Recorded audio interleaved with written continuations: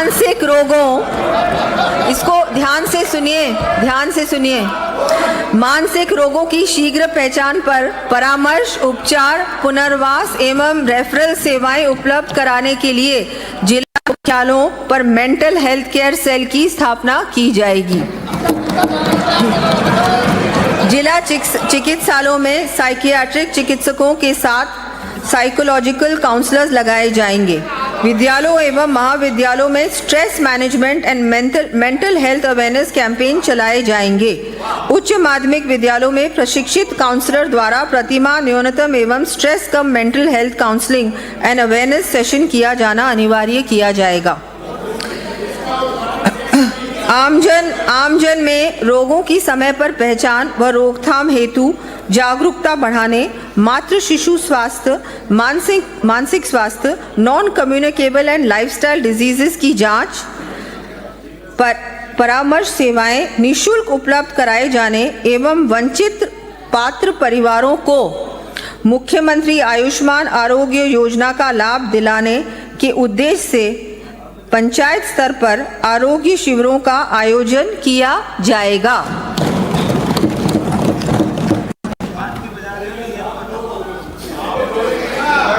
हमारी सरकार के मुखिया माननीय श्री भजनलाल शर्मा जी के संवेदनशीलता को दृष्टिगत रखते हुए ऐसे असहाय, विमंदित, लावारिस रोगी जिन्हें दस्तावेजों के अभाव में समुचित चिकित्सा सुविधा का लाभ नहीं मिल पाता है, उन्हें मुख्यमंत्री आयुष्मान आरोग्य योजना एवं निरोगी राजस्थान योजना के अंतर्गत निःशुल्क चिकित्सा सुविधा का लाभ दिलाए जाने की मैं घोषणा करती हूँ।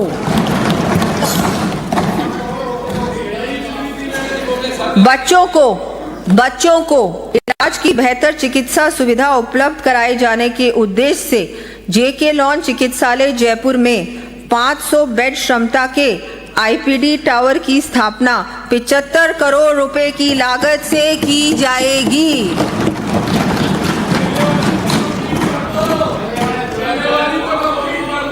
साथ ही चिकित्सालय में पीडियाट्रिक न्यूरोलॉजी विभाग स्थापित किया जाएगा। इसके अतिरिक्त आरयूएचएस चिकित्सालय में 200 बेड का पीडियाट्रिक आईपीडी में नियोनेटल आईसीयू भी विकसित किया जाएगा। प्रदेश में मरीजों को बेहतर चिकित्सा सुविधा, चिकित्सालय प्रबंधन तथा अन्य आधारभूत विकास संबंधी विभिन्न कार्य करवाए जाएंगे। इन कार्यों का विवरण मैं सदन के पटल पर रख रही हूं।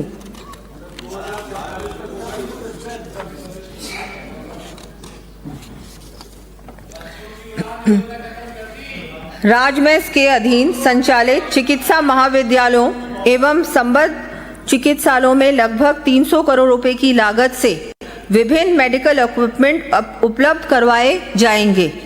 साथ ही 31 क्रिटिकल केयर ब्लॉक्स हेतु लगभग 1000 विभिन्न पदों के सृजन के अतिरिक्त लगभग 200 करोड़ की राशि के विभिन्न मेडिकल उपकरण स्थापित किए जाएंगे।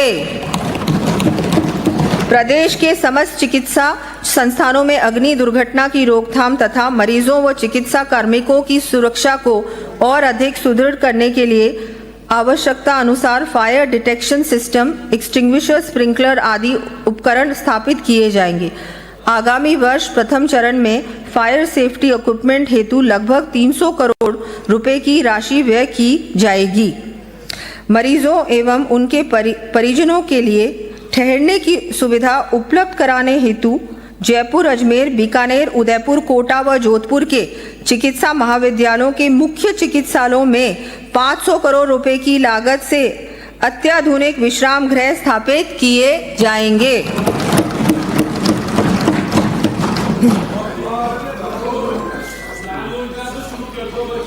चिकित्सा महाविद्यालयों से संबद्ध अस्पतालों में मरीजों, स्टाफ एवं विद्यार्थियों को उचित दर पर पौष्टिक भोजन की सुविधा उपलब्ध कराने हेतु अटल आरोग्य फूड कोर्ट स्थापित किए जाएंगे। इस हेतु 100 करोड़ रुपए व्यय किए जाएंगे। प्रदेशवासियों को हमारी प्राचीन चिकित्सा पद्धति आयुर्वेद का लाभ मिल सके, इसके लिए आयुर्वेद चिकित्सा संस्थानों, छात्रावासों में आधारभूत संरचना के विभिन्न कार्य करवाए जाएंगे। इन कार्यों का विवरण मैं सदन के पटल पर प्रस्तुत कर रही हूँ।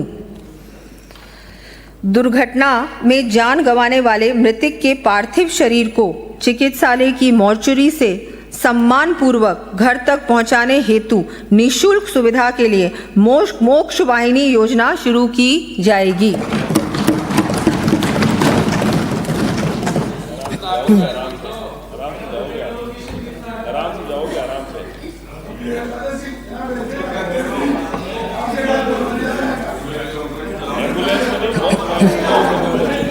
पांचवा स्तंभ, सुदृढ़ सामाजिक सुरक्षा प्रणाली। माननीय अध्यक्ष महोदय, मैं सदन में नोबेल शांति पुरस्कार व भारत रत्न से सम्मानित दक्षिण अफ्रीका के पूर्व राष्ट्रपति नेल्सन मंडेला का कथन याद दिलाना चाहूंगी। Social security is a fundamental right and it is the responsibility of government to ensure that all citizens have access to basic needs such as food, houses, education, health services and everything that makes human life human. माननीय मुख्यमंत्री श्री भजनलाल शर्मा जी की नेतृत्व वाली हमारी सरकार भी विभिन्न वंचित वर्गों के कल्याण के साथ साथ महिलाओं, बच्चों, वृद्धजन, दिव्यांगजन, अल्पसंख्यक तथा आर्थिक रूप से कमजोर लोगों के उत्थान तथा समग्र विकास के लिए संवेदनशील है। महिला सशक्तिकरण एवं फाइनेंशियल इंक्लूजन के दृष्टिगत 16 लाख से अधिक महिलाओं को लखपति दीदी की श्रेणी में लाया गया है। इसी कड़ी में ग्रामीण क्षेत्र की महिलाओं को आर्थिक संबल प्रदान करने एवं रोजगार के पर्याप्त अवसर उपलब्ध कराने के लिए जिला स्तर पर रूरल विमेन बीपीओ स्थापित किए जाएंगे। इसके लिए 100 करोड़ रुपए का व्यय किया जाना प्रस्तावित है। साथ ही महिला उद्यमिता को और अधिक प्रोत्साहन देने के लिए मुख्यमंत्री लखपति दीदी ऋण योजना के अंतर्गत राज्य की लखपति दीदियों को ब्याज अनुदान पर दिए जा रहे ऋण की सीमा 1 लाख रुपए से बढ़ाकर 1,50,000 रुपए किए जाने की मैं घोषणा करती हूँ।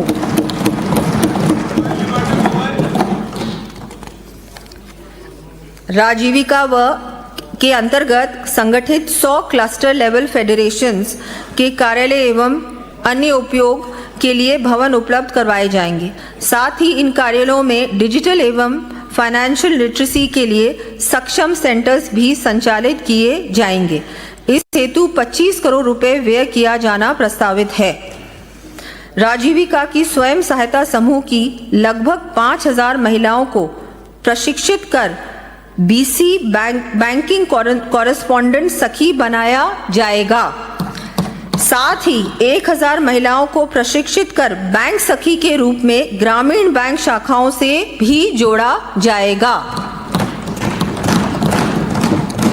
स्वयं सहायता समूहों द्वारा बनाए गए उत्पादों की बेहतर ब्रांडिंग, डिजाइनिंग, पैकेजिंग कर बिक्री में वृद्धि किए जाने के लिए राष्ट्रीय अंतर्राष्ट्रीय स्तर के संस्थानों से समन्वय कर आगामी वर्ष डेयरी, टेक्सटाइल, फुटवेयर, मिलेट्स, मसाले आदि से संबंधित क्षेत्रों के 50 नवीन एंटरप्राइजेस स्थापित किए जाएंगे।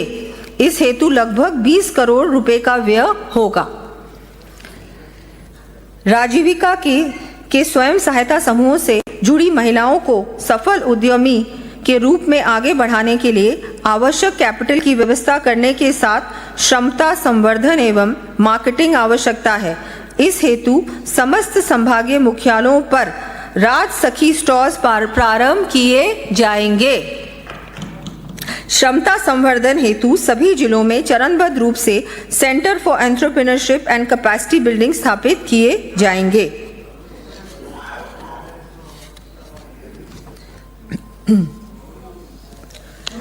प्रदेश में महिला उद्यमिता को बढ़ावा देने की दृष्टि से मुख्यमंत्री नारी शक्ति उद्यम प्रोत्साहन योजना के अंतर्गत महिला एसएचजी को दिए जाने वाले ऋण की सीमा 50 लाख रुपए से बढ़ाकर 1 करोड़ रुपए किए जाने की मैं घोषणा करती हूं।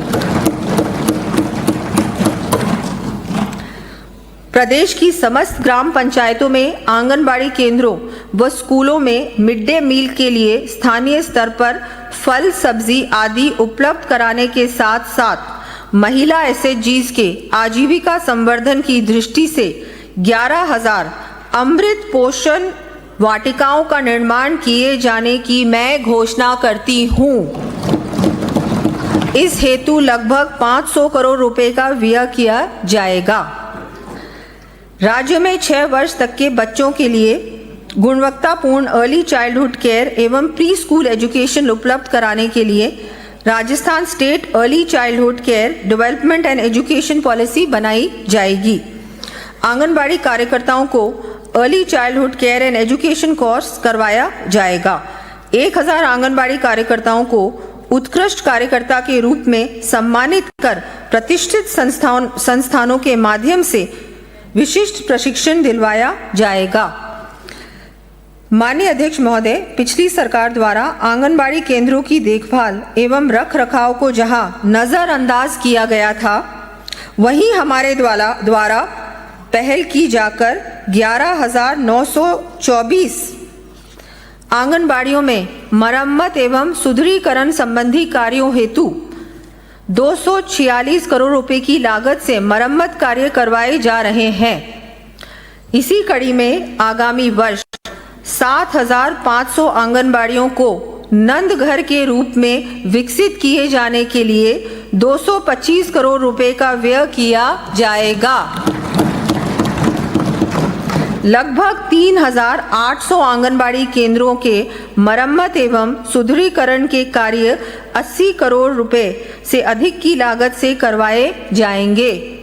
विद्युत कनेक्शन से वंचित राजकीय भवनों में संचालित 17,095 आंगनबाड़ी केंद्रों पर विद्युत कनेक्शंस करवाए जाएंगे। प्रदेश में भरतपुर तथा कोटा में समेकित बाल विकास सेवाएं तथा महिला अधिकारिता कार्यालयों के लिए महिला एवं बाल शक्ति संकुल बनाए जाने प्रस्तावित हैं। वर्तमान में एस्पिरेशनल जिलों करौली, धौलपुर, बारां, जैसलमेर एवं सिरोही में संचालित किशोरी बालिका योजना का विस्तार करते हुए राज्य के समस्त 27 एस्पिरेशन ब्लॉक्स में किशोरी बालिकाओं को पूरक पोषाहार का लाभ दिया जाना प्रस्तावित है। इससे योजना अंतर्गत 50,000 से अधिक बालिकाएं लाभान्वित होंगी। प्रदेश में जरूरतमंद एवं असुरक्षित बच्चों की समुचित देखभाल व संरक्षण की दृष्टि से बाल देखरेख संस्थाओं, ऑब्जर्वेशन होम्स, चिल्ड्रन होम्स आदि की स्थापना एवं विकास के कार्य लगभग 50 करोड़ रुपए की लागत से किए जाएंगे। इनका विवरण मैं सदन के पटल पर रख रही हूं। राजकीय बौद्धिक दिव्यांग पुनर्वास गृह जामडोली जयपुर में बालक व बालिका विंग की क्षमता 125 से बढ़ाकर 250 की जाएगी। जहाजपुर भीलवाड़ा में अंबेडकर बालक छात्रावास, जेतारन ब्यावर में सावित्रीबाई फूले बालिका छात्रावास, भिनाई अजमेर में देवनारायण बालक आवासीय विद्यालय, लवान दौसा में देवनारायण बालक छात्रावास तथा ठंडी बेरी पिंडवाड़ा सिरोही में जनजाति बालिका छात्रावास खोले जाएंगे।